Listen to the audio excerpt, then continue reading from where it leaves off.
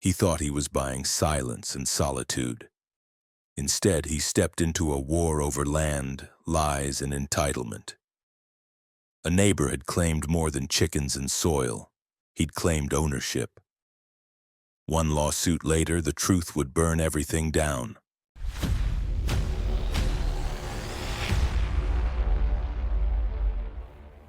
When I won the bid for that rundown cabin on the edge of Travis County, I honestly thought I'd scored the kind of quiet, rural getaway every overworked tech guy dreams about. $65,000 for almost an acre of land, and a structure with a roof that didn't leak. At least, not in all directions. It was a blind auction through a tax default property sale. I'd done my homework. No liens, no easements, clean title. Legally mine. What I didn't expect was to pull up and find a damn barnyard welcome committee. It was early spring when I drove out there for the first time in person. The road turned from pavement to gravel, then to something I wouldn't confidently call a road. When I reached the edge of the lot, I recognized the parcel number staked on a sun-bleached wooden sign. The place looked lived in, but not like someone was squatting, more like someone had moved in years ago and made themselves real comfortable. There was a chicken coop, big enough for 20 birds, with fresh straw inside. A pair of hens wandered near the edge of a fenced garden that was more organized than my fridge. Off to the right stood a handmade structure with a metal stovepipe sticking out the top. A damn sauna, of all things. The smell of smoked cedar was still lingering in the air. And then came the dogs. 2 heavy-set shepherd mixes came barreling out from behind the coop, barking like I'd just broken into Fort Knox. I froze, keys still in hand, instinctively raising my arms just in case. Before I could back away, a man stepped out of the sauna shed. Late 50s, maybe early 60s, with a thick gray mustache and a red cap that read, "Don't tread on me," shirtless, wearing cargo shorts, and very much not looking like someone who expected visitors. "You lost?" he barked, not a friendly tone. "Nope, I just bought this place," I said calmly, holding up the folder with my deed. "Wasn't expecting livestock," he squinted at me. "Bought what?" "This lot. Parcel 41-6C, through the county. Tax auction." I took a cautious step toward him, angling the papers in his direction. He didn't even glance at them. "This ain't for sale," he muttered. "Well, it was," I said. "It's mine now. I've got the documents. Deeds registered. I can give you the assessor's contact if you want to verify." He scratched his chin and looked around like I was the crazy one. "Listen, I've been using this land since long before you knew it existed. I built that coop. That garden? My wife grows heirloom tomatoes there. You think you can just show up with a piece of paper and take that away?" "I'm not here to take anything from you," I said. "But legally? Yeah, I own it. So we need to talk about how to handle that. You're trespassing." He took a long breath and stepped forward, chest out, face close. "You're city folk, huh? Think you can just drop a few grand and claim you own the dirt under my feet?" "I'm not from around here, but I can read property lines. And this," I swept my hand across the land, "is within mine." For a moment, I thought he was going to swing at me. His eyes narrowed to slits, and then he laughed. Not the kind of laugh you join in on. The kind that comes with tension so thick it feels like a barbed wire across your chest. "You want to play it legal?" he said finally. "Fine. You'll be hearing from my attorney." He whistled sharply. The dogs backed off, though one still growled low in its throat. He turned his back on me and walked toward the house next door, just across the tree line. The one I assumed was his. It looked older, but maintained, with a flagpole in the yard, and a faded sign that read, "Private property, no soliciting, we don't call 911." The irony was not lost on me. I took my time walking the lot. The more I looked, the more I realized just how far this guy had gone. Not only had he set up infrastructure, co-op, garden, the sauna, but he'd also planted a row of young trees along what he probably thought was a natural boundary. Spoiler alert, it wasn't. I pulled up the satellite overlay from the county appraiser's office. The lot was narrow and L-shaped, cutting deeper into what was clearly being used as his extended backyard. My land. Later that night, back in Austin, I called my real estate attorney, Jenna Taylor. I explained everything, emailed the photos, and waited while she went quiet. Then she said, "Oh, this guy's going to be fun. Do I need to get a surveyor?" "You will. But first, get everything documented. Photos, videos, any interactions. He'll claim adverse possession probably. I've seen the type." "And what do I do in the meantime?" Her voice was cool and matter-of-fact. "Do not engage. Do not escalate. And don't touch a damn thing yet. Let him hang himself." That night, I couldn't stop thinking about the look in the guy's eyes when I told him the land was mine. It wasn't confusion. It wasn't disbelief. It was fury. And it told me something I hadn't expected. He didn't think he'd ever get caught. I gave it 3 days before going back. Didn't want to push things too fast, but I needed to show that I wasn't just some weekend warrior with a deed and no spine. Jenna had told me to keep documenting, so I drove back out with a GoPro clipped to my dash and another mounted on my backpack. I was ready for anything, or so I thought. When I pulled up again, I found the situation had escalated in a way I didn't expect. The fence line near the edge of the property had been moved, or, more accurately, extended. The wire fence now wrapped in a fresh arc deeper into my land, enclosing not just the coop and the garden, but the firewood stacks and a section of old apple trees I distinctly remembered being on the border. The kicker? A brand-new hand-painted wooden sign had been nailed to one of the trees inside the fence. Private Agricultural Zone. No trespassing.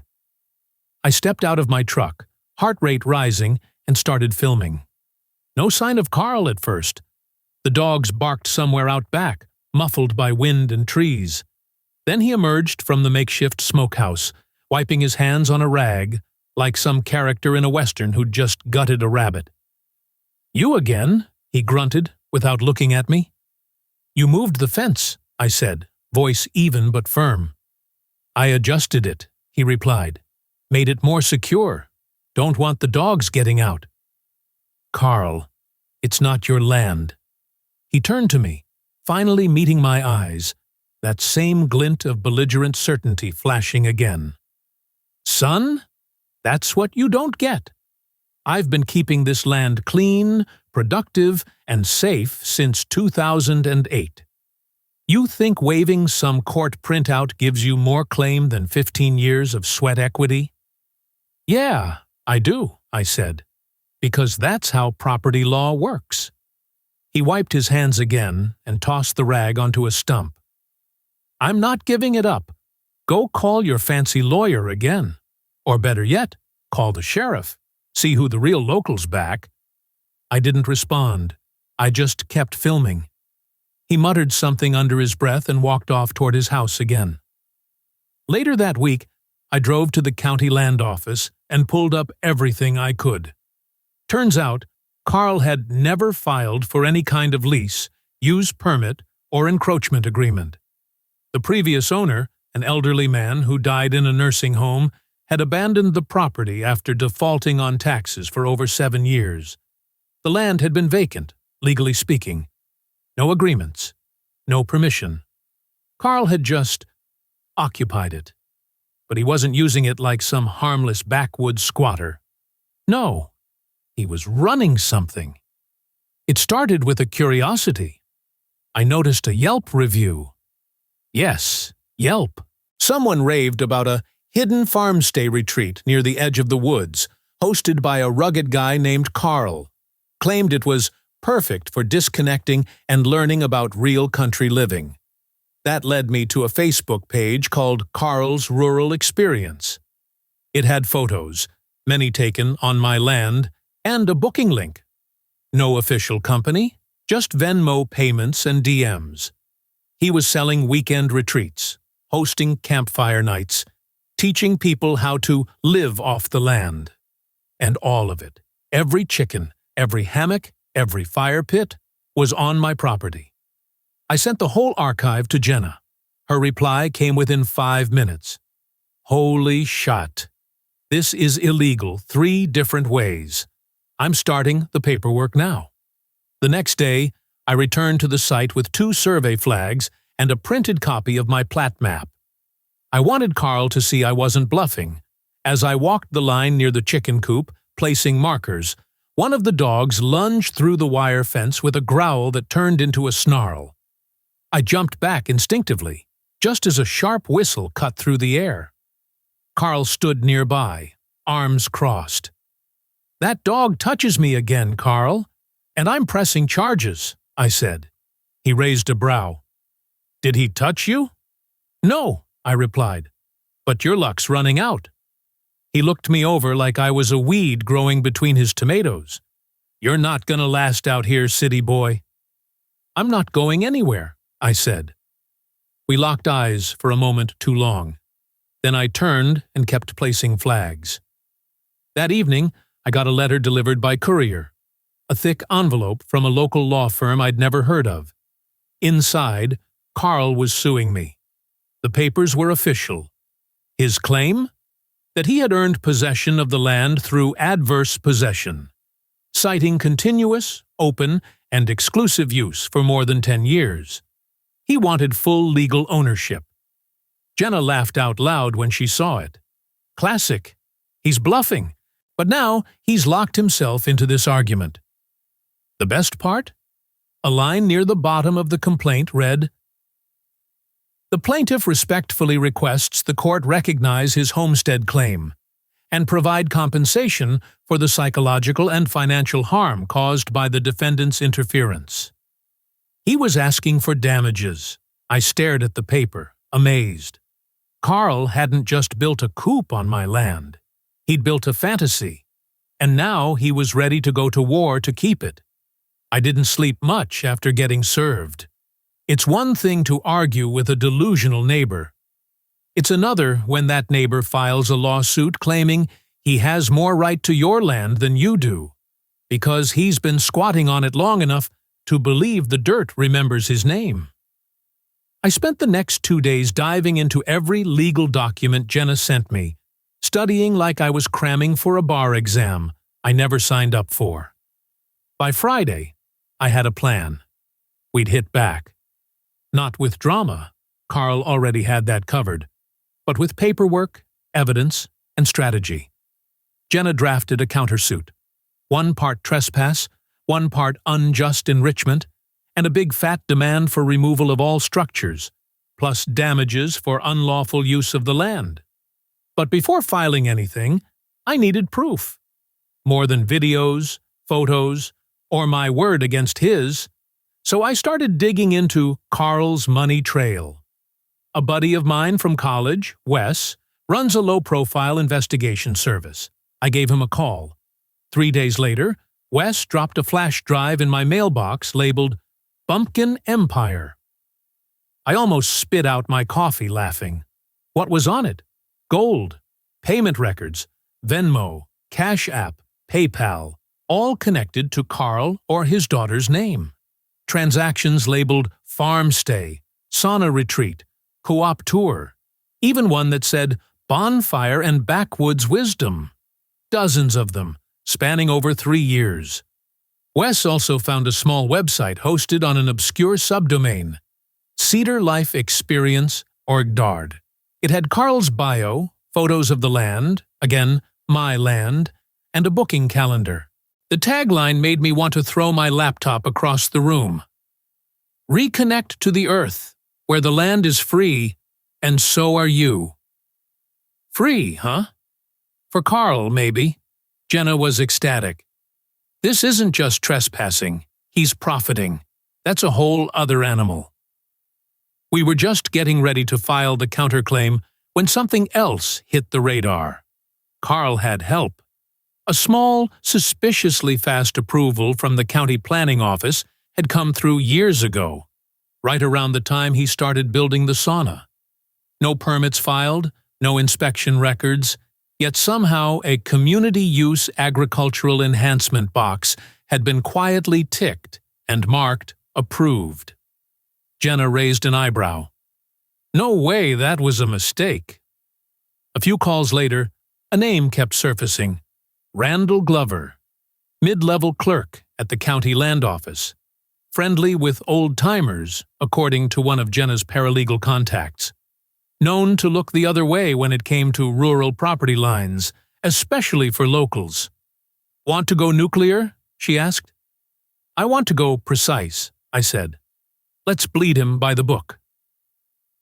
We filed the response to Carl's suit and attached a separate formal complaint to the county about potential misconduct in the permitting office.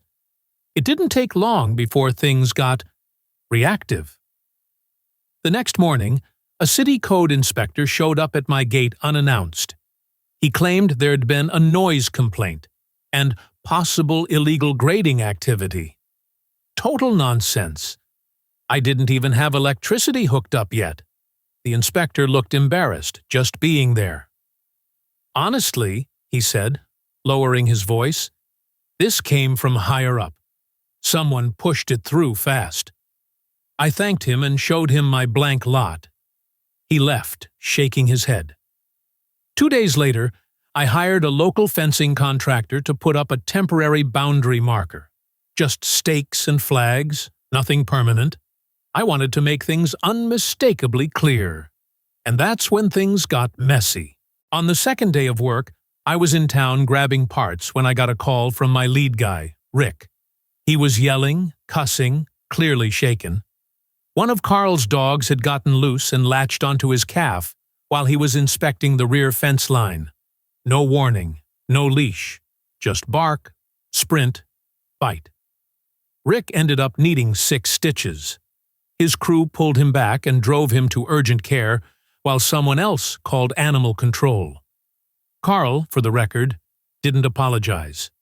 He told Rick's coworker that he shouldn't have been snooping around like a thief. That was it. We now had bodily harm on the record, on my land, because Carl couldn't be bothered to leash a dog. Jenna updated our countersuit within 24 hours. Now we were adding negligence, unsafe conditions, and injury due to uncontrolled animals. We included Rick's medical bill, his affidavit, and witness statements from the crew. Carl had started this, thinking he was just defending some dusty patch of land. But now he was defending an illegal business, built on stolen property, approved through backdoor deals, with a damn injury attached. And he had no idea the real bombshell was still coming. Because just days before Rick's accident, I'd finalized something Carl hadn't caught wind of yet. I'd filed paperwork to record ownership of the second lot, the one Carl's house sat on. The one he'd been renting for over a decade without ever asking who the landlord really was. And now? That landlord was me. By the time Carl filed his second cease and desist letter, this one hand-delivered by some guy with a badge that turned out to be a cousin in a mall cop uniform, I wasn't even angry. I was entertained.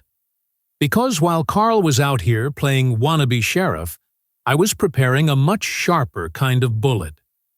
The deed to the second parcel, his home turf, had finally cleared through the county. Same auction. Same paperwork. Just a different, neglected lot bundled into the same estate foreclosure. No one, including Carl, had noticed it was part of the package. And when I looked at the property map, something clicked.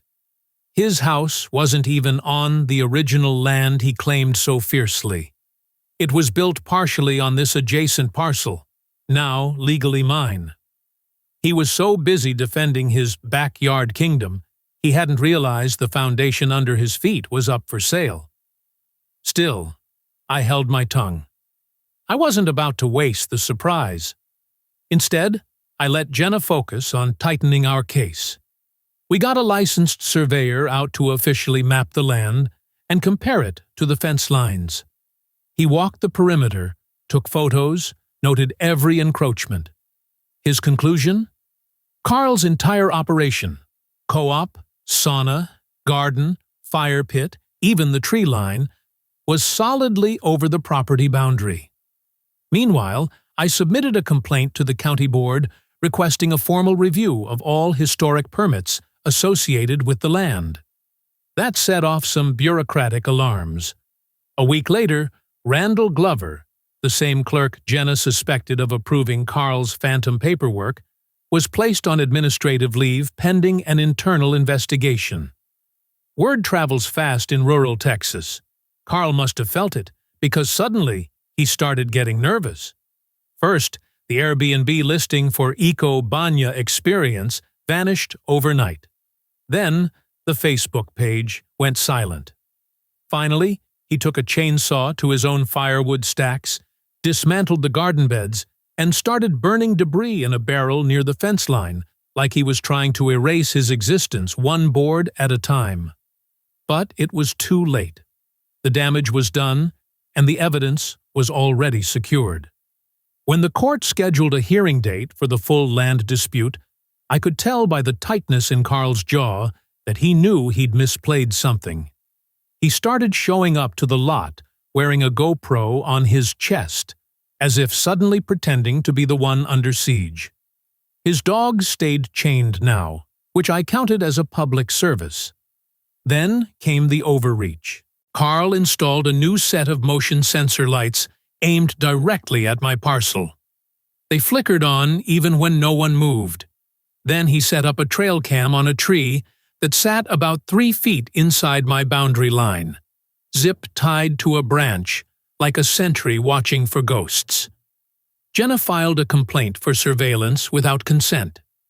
Small, but symbolic. Every move he made now was being noted, catalogued, and stacked like firewood, ready to burn in court. Then one morning I drove by and saw the coop completely gone. At first, I thought he'd caved, but then I realized he'd just moved it deeper into my land. The entire chicken setup had been shifted about 20 feet inward, still firmly within my lot, as if he thought repositioning it would somehow reset the clock on his claim. So we added willful escalation to our countersuit. But my favorite moment came at the end of that week, when Jenna called with a wicked kind of glee in her voice. "He's been trying to list the house," she said. "Not the sauna, not the retreat. His actual house, on Craigslist, without disclosing anything." I blinked. "Wait, sell the house? But—" "He doesn't own the dirt it's on," she finished. That was our cue.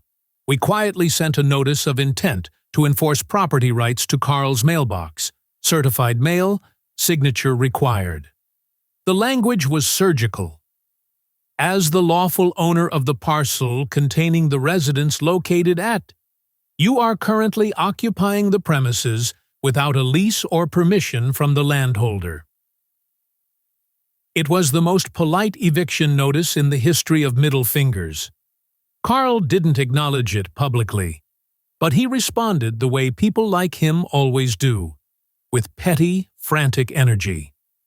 He called in a zoning inspection on my lot, claiming I was disturbing native soil. Then he started parking an old RV along the road between our properties, leaving the engine running just long enough to annoy the hell out of anyone working on my land. But the show was winding down. By now, every major piece of the puzzle was set. Official survey, documentation of illegal business use, injury report, internal corruption inquiry, video evidence, and now, proof that the man suing me for his land was quite literally renting from me without knowing it. All we had left to do was let him step into court and hang himself with his own arrogance. Courtrooms are a strange kind of theater. There's no music, no spotlight, but everyone in the room knows when the main act begins. And Carl? He walked into that courtroom like a man convinced he was about to receive a standing ovation. He wore a bolo tie and a dusty leather jacket, like he was auditioning for the role of noble countryman wronged by the system. His lawyer, a man named Burton who looked like he came free with a used truck, carried a thick binder of what I assumed were Carl's proofs. He gave me a tight-lipped nod as they took their place on the other side of the room. I sat quietly with Jenna. She had that calm, blade-sharp demeanor she always wore when she was about to professionally flay someone alive. She spread out our documentation like a general laying out blueprints for an ambush. The judge was a seasoned woman in her 60s, unimpressed by theatrics. She started by reviewing Carl's claim of pété, adverse possession. The argument that he had the right to claim my land because he'd used it openly, exclusively, and continuously for over 10 years. Carl was ready for that part. He stood and gave a speech that sounded rehearsed, about how he'd poured sweat and soul into the land, how it was wasted and forgotten until he brought it to life. He even started tearing up halfway through, talking about how his late dog used to run free through the garden. Then he handed over photos, the coop, the sauna, the garden, the fire pit. He spoke about planting trees and raising chickens. He said he'd held events, community gatherings, to teach people the old ways of self-sufficiency. That was his first mistake. The minute he opened the door to the commercial side of things, Jenna stepped forward and started the slow, surgical takedown. "Your Honor," she said, "the plaintiff has submitted, under oath, that these uses were strictly personal and non-commercial. But we have substantial proof, financial and testimonial, that Mr. Dobson was operating an unlicensed business on land he did not own." And then she started peeling the layers back. Payment records, screenshots of Airbnb listings under his daughter's account, testimonials from guests publicly posted, photos that matched exactly with the landscape of my lot. Then she dropped the surprise. Carl had registered a PayPal business account 4 years ago using the property's address and the business name Cedar Life Experience. His face turned a shade I can only describe as boiled ham. But we weren't done. Jenna pulled up the internal email from the county land office showing Randall Glover's approval of Carl's agricultural use exemption, the same Glover who was currently under investigation for improper permitting and misuse of office. "Your Honor," Jenna said, voice steady, "not only did Mr. Dobson illegally occupy my client's land, he profited from it, received informal assistance from a now-suspended county official, and when caught, chose to escalate with a frivolous lawsuit rather than resolve the matter legally." The judge narrowed her eyes. "Is that so?" Carl's lawyer stammered something about miscommunication and good faith efforts, but the judge waved it off. And that's when I stood up. "Permission to address the court?" The judge nodded. I walked to the front and placed a single sheet of paper on the evidence table. It was the deed. "To the parcel Mr. Dobson's house currently sits on," I said. There was a pause. Carl leaned forward. His lawyer leaned back. "This land," I said, tapping the document, "was part of the same county auction. Mr. Dobson is not the owner of the residence. In fact, the land beneath it is now legally mine. He's been occupying it without a lease for the past 3 months." Carl's jaw didn't drop so much as slide slightly open, like his brain was refusing to process the math. "Which means," Jenna added, "his entire adverse possession argument falls apart. He's not a continuous owner. He's a tenant, and one who expanded onto neighboring land without permission, operated an illegal business, and injured a subcontractor in the process. We submitted the injury report, Rick's medical records, photos of the bite, and witness statements from the fencing crew. Jenna stepped back. For all of these reasons, Your Honor, we're requesting the following. Immediate injunction to remove all illegal structures from our client's property. Compensation for trespass and unauthorized commercial use. $100,000. Compensation for the subcontractor's injury and related expenses. $50,000. Compensation for legal fees, property restoration, and emotional distress. $140,000. Punitive damages for malicious conduct and abuse of process. $100,000. Total. $390,000. Silence. Carl's lawyer looked like he was searching for a trap door to vanish through. Carl just stared at me like I'd shape-shifted into the IRS. The judge cleared her throat. Mr. Dobson, do you dispute the ownership of either parcel? He didn't answer. Do you have documentation of any legal lease or agreement permitting your use of the defendant's land? Still nothing. She glanced at her notes, let out a sigh that sounded like the sound of a door closing, and began to read her ruling aloud. It was swift. Carl's claims were dismissed with prejudice. He was ordered to dismantle all structures, vacate both parcels within 30 days, pay the full sum of $390,000 in damages, and refrain from any contact with me or my contractors going forward. Jenna didn't even smile. She just nodded and started packing up the folders. Carl's face, though, that was a moment I'll never forget. Equal parts disbelief, rage, and something else. Fear. As we walked out of the courtroom, he muttered under his breath just loud enough for me to hear. You knew all along. I stopped and looked at him. I gave you a chance to do the right thing, I said. You picked war. And war has a price. The first sign that Carl wasn't going to pay a dime was the for sale sign he hammered into the dirt the very next morning. It stood at the edge of his driveway like a sad little white flag. But selling a home built on land you don't own is like trying to pawn off a yacht without water. No one called. When the 30-day deadline hit, the county sheriff showed up with a neutral tone and a clipboard.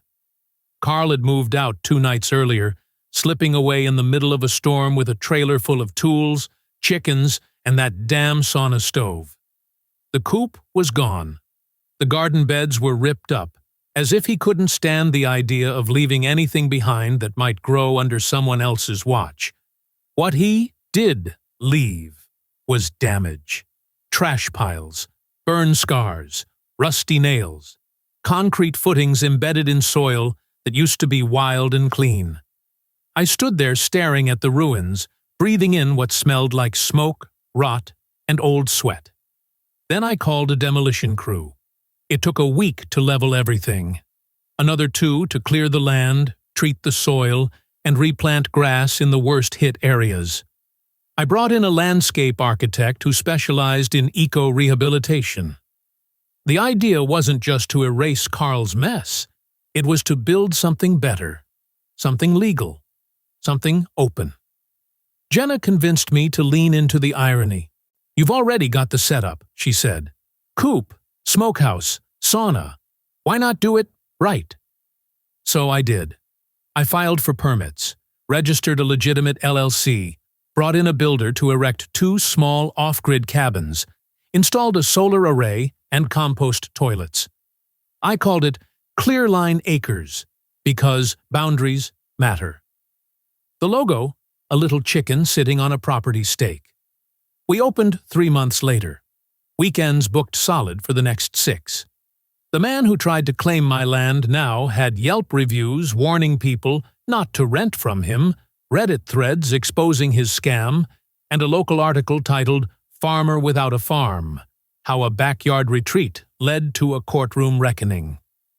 Meanwhile, I donated a portion of the revenue from our first month to the local high school's legal studies club, enough to fund mock trial competitions for a year. The kids sent me a thank you video. One of them even dressed up like a judge and said, "This verdict rules." I laughed harder than I had in months. As for Randall Glover, the county clerk, he quietly resigned during the investigation. The county issued a press release about process reforms and upholding public trust. No apology, of course. Bureaucracy doesn't do apologies. But word got around. The land office updated its review process, started digitizing old permits, and retrained staff on proper boundaries and ethics. They even invited me to speak at a landowner Q&A panel. I declined, still too soon, but I sent donuts. Labeled each box, "Know where your lines are." It wasn't about revenge.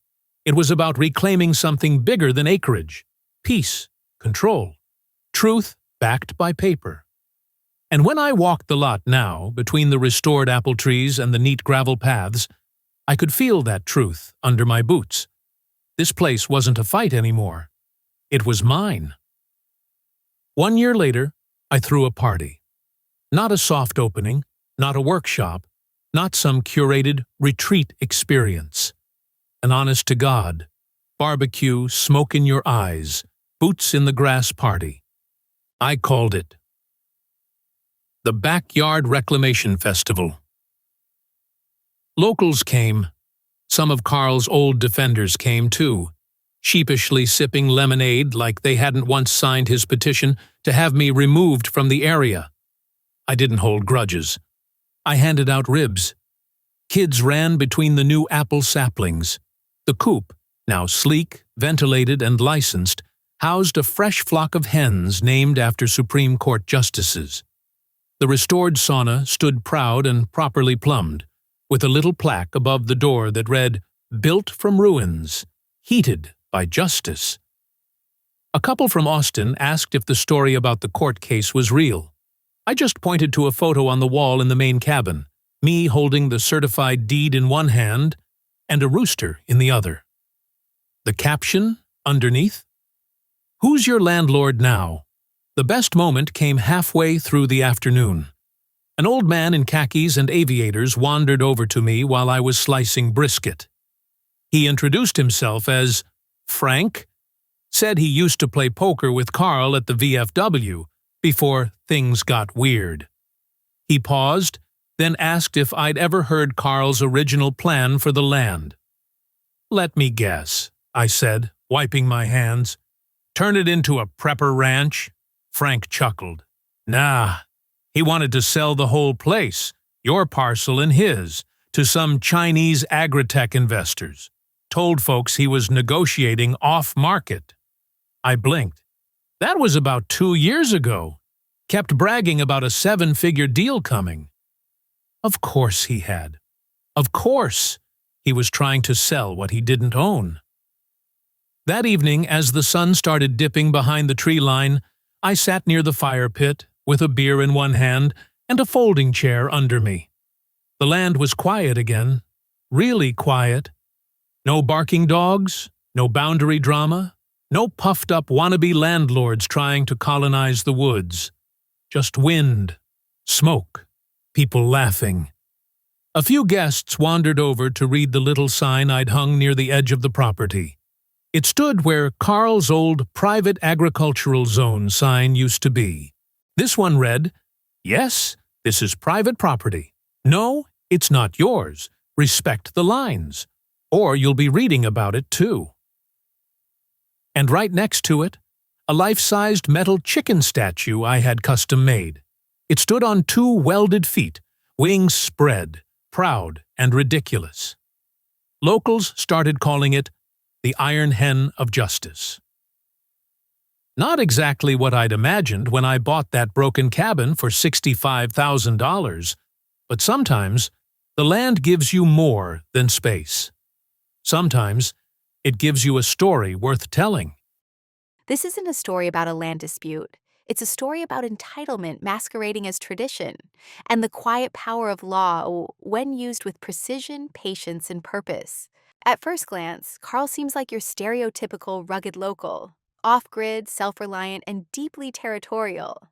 But beneath the country charm lies a strategy of occupation, not by paperwork, but by stubborn presence. He didn't just build a coop or grow tomatoes, he curated an entire narrative of ownership, hoping that familiarity could stand in for legality. But ask yourself, when does use become theft? When does nostalgia become manipulation? Just because someone lives on land doesn't make it theirs, especially when they've never filed a claim or sought permission. Carl's playbook is disturbingly familiar. Create visible use, escalate when challenged, and file an adverse possession claim to stall or intimidate. But he overplayed his hand. Instead of backing down, the protagonist responded not with aggression, but with documentation, evidence, and strategic litigation. Would most people have had the discipline to wait, to document, to fight back without emotional reactivity? What makes this story exceptional is the long game. The counterclaim didn't just address trespass, it exposed illegal business activity, backroom county corruption, physical injury due to negligence, and ultimately, that Carl had been unknowingly living on a second parcel the protagonist had acquired. What started as a property line issue became a dismantling of a delusion. Even more powerful is how the resolution avoids bitterness. The protagonist doesn't seek revenge, he seeks clarity, order, and legitimacy. What would you have done with the land after winning? Destroy it in anger or rebuild with purpose? This story teaches us that property rights are not just about land. They're about truth, boundaries, and the rule of law. Respect is earned, not claimed by proximity. And when someone weaponizes familiarity to steal what's not theirs, the best response isn't rage, it's receipts.